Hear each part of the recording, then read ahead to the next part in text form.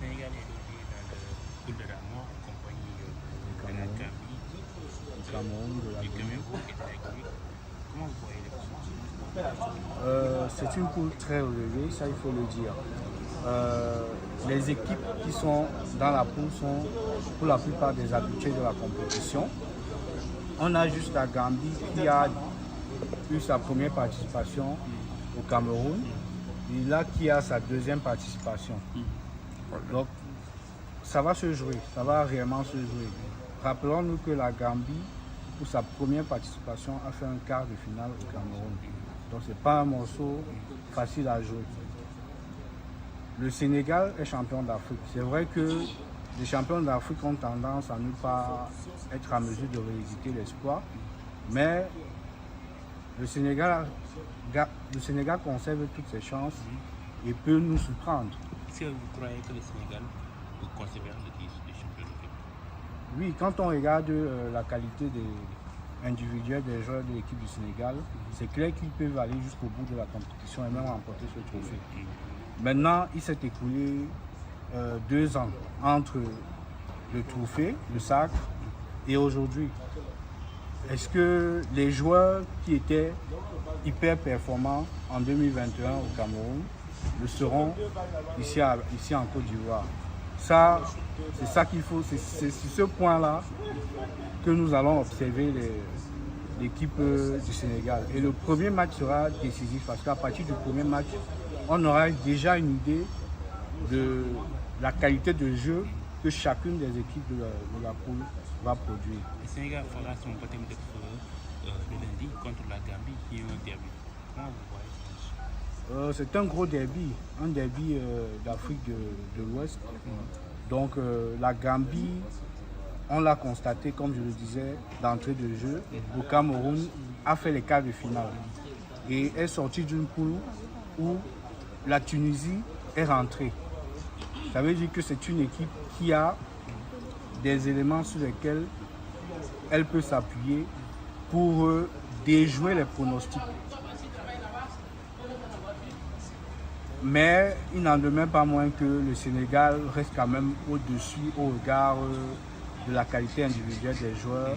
Oui, c'est clair qu'avec une grosse compétition comme la CAN et les moyens que ça exige, les moyens logistiques, les moyens financiers, il va se passer forcément des couacs, des ratés. C'est ce qui est arrivé à l'équipe gambienne. Nous continuons de les attendre. Aux dernières nouvelles, un avion a été affrété pour qui rallie Yamoussoukro. Nous les attendons. La télévision nationale camerounaise fera le déplacement pour être témoin de leur arrivée effective. Donc nous les attendons, nous sommes pressés de les voir dans l'arène. Le match entre le Sénégal et le Cameroun et des équipes qui ont joué il y a 2 mois, n'ont jamais gagné. Le Sénégal a battu. Et quelle analyse pouvez nous faire? Le Sénégal, c'est une grosse équipe. C'est un morceau dur à cuire. Et les matchs Cameroun-Sénégal ont toujours la particularité d'être très serrés. Donc d'entrée de jeu, c'est difficile. Moi qui suis camerounais, chaque fois qu'on doit rencontrer le Sénégal, je sais que ça va se jouer. Ce n'est pas aussi facile que ça. Mais le point positif de l'équipe nationale du Cameroun, c'est son fighting spirit, c'est son Hemley. Donc, nous savons que peu importe la qualité individuelle de nos joueurs, ils savent hausser le niveau en fonction de l'adversaire. Donc, le Sénégal, attention, oui, mais nous pouvons le faire. Merci beaucoup. Merci beaucoup. Tout le monde s'accorde à dire que c'est la poule de la mort parce qu'on a là dans cette poule une équipe comme du Cameroun qui a quand même remporté la CAN 5 fois. On a une équipe du Sénégal qui est le tenant du titre de la Coupe d'Afrique des Nations. On a à côté une équipe comme celle de la Gambie qui est quand même quart de finaliste de la dernière Coupe d'Afrique des Nations. Et à côté la Guinée qui elle aussi a quand même de grosses individualités en des garçons comme Naby Keïta. Donc clairement c'est une poule assez relevée où tout est possible. Comment vous voyez l'équipe du Sénégal qui est champion du titre? Est-ce que vous croyez que le Sénégal peut conserver son titre de champion d'Afrique? Tout est possible, tout est possible. Le Sénégal a les moyens de conserver son titre parce que quand on regarde le groupe qui a été sacré au Cameroun en 2021, il est évident qu'il n'y a pas eu beaucoup de changements par rapport au groupe d'aujourd'hui. On a encore des Kalidou Koulibaly, on a encore des Sadio Mané, on a encore des Edouard Mendy, on a encore des Sagana Gueye. Donc le groupe globalement n'a pas beaucoup changé. Du coup, on peut se dire qu'avec les mêmes éléments, les mêmes ingrédients, on peut refaire la même performance. Maintenant, il y a que c'est une équipe qui est davantage prévisible parce que évidemment les autres ont passé le temps à l'étudier, la maîtrise encore beaucoup plus que l'année dernière. Et donc l'effet de surprise sera un effet qui ne va pas beaucoup exister pour ce cas-ci. Mais oui, globalement, ils ont les moyens de le faire, mais il faudra aussi compter sur les autres qui ne se vendront pas si moins.